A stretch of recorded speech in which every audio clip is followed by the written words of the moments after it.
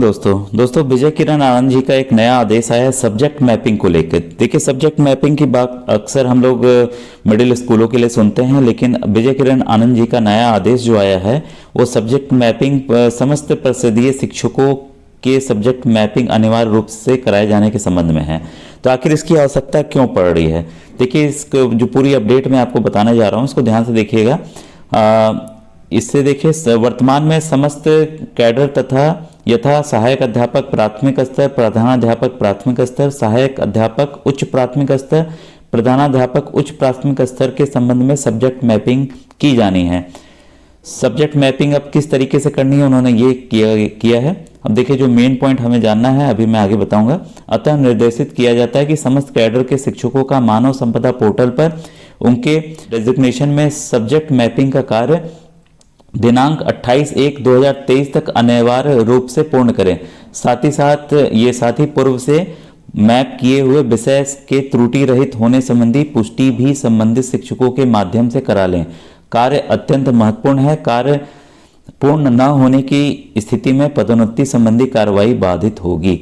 अब ध्यान दीजिएगा, अक्सर देखिए जो प्राइमरी के टीचर हैं हम लोग हैं, तो अगर उनका प्रमोशन मिडिल के लिए होना है तब पहले ऐसी लिस्ट बना दी जाती थी और प्रमोशन कर दिया जाता था।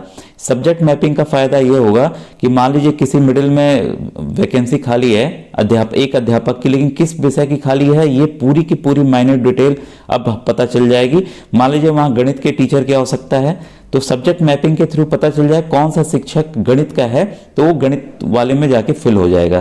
तो इससे वहाँ पर जो शिक्षकों की दिक्कत आती है कि इस विषय की दिक्कत नहीं है या सामाजिक के नहीं है, तो इस जो ये दिक्कतें हैं समस्याएं खत्म हो जाएगी मेरे ख्याल से, और सिस्टमेटिक है बस। लेकिन प्रश्न उठता है कि आखिर जो विजय किरण आनंद सर जी का आदेश है वो क्या वाकई 28/1 तक सभी लोग कर पाएंगे? जैसा मैं देख रहा हूं कि अभी कुछ ही जनपद, चंदौली ने, कुछ ही जनपदों ने अभी टीचर की जो सीनियरिटी लिस्ट है या कितनी रिक्तियां हैं उनके यहाँ वो डाली हैं। अभी बाकी कई जनपद हैं जहां पर अभी कुछ भी कार्रवाई आरंभ अभी तक नहीं हुई है।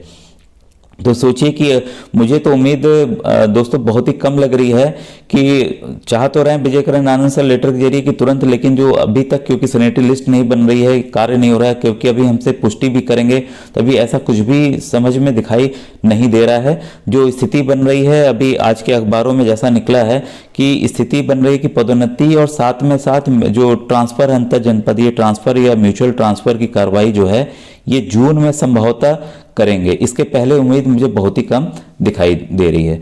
ठीक है दोस्तों, ये थी important update. Thank you very much.